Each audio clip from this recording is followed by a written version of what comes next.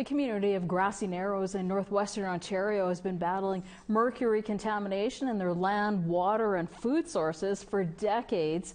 A paper mill in Dyrden, upstream from the community, dumped more than 9,000 kilograms of mercury in the English Wabigoon River system between 1962 and 1970.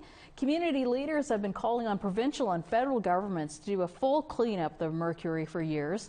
Joining me now to give us an update on the situation at Grassy Narrows is APTN Investigates reporter Melissa Ridgen.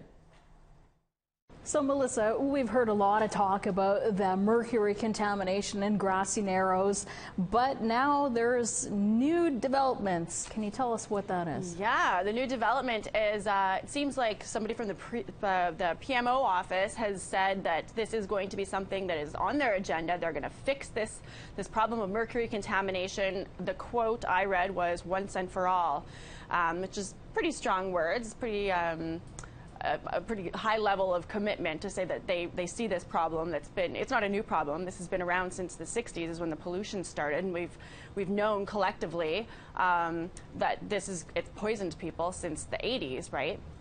So I would assume that the community is pretty happy to hear the words like that come out of the PMO, not from the Prime Minister himself necessarily, not with a firm official commitment of any variety, but it sounds good. Like, we see that there's a problem and we're willing to take measures to fix it. And we know that the topic has certainly been well researched, and that research is ongoing. And there's a new piece of research that just happened recently. Is that right? Yeah.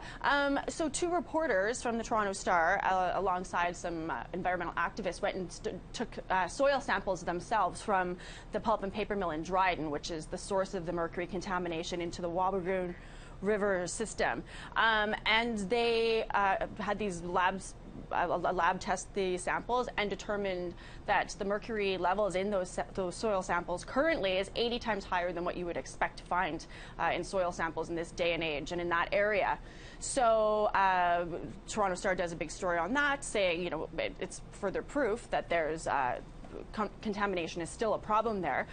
We at APTN Investigates talked to a North Carolina researcher this past summer, and her samples had said the same thing. That not only does mercury remain in that area and in the water and in the sediment of that water basin, but it's on the move. It's going further and further downstream, and it climbs its way right up the food chain. She also offered some ways that you could clean it up potentially, like capping off the ultra super concentrated soil areas that are full of mercury. You can cap it off with fresh sediment, and that cuts it off from the food chain.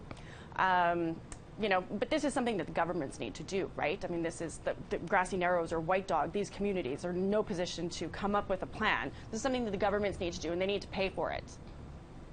Yes, and with that promise from the PMO saying they're going to clean it up once and for all, do you know yet if there is a plan for that cleanup? No. I mean, it's words from the PMO, positive words, something that would probably give hope to the community members. The Ontario government had said previously that they are committed to studying how to clean it up. So again, not a commitment to clean it up, but it sounds good. So now that we have these two levels of government seemingly in agreement that this contamination is something that needs to be addressed, I'm sure that there is some hope among these communities that this will actually isn't just lip service, but that it will be followed by some serious action, and soon. Yeah, certainly affecting the health of the people and their lifestyle. Yeah. I'd like to thank you very much for this update. Melissa Ridgen with us here in Winnipeg. Thanks for having me.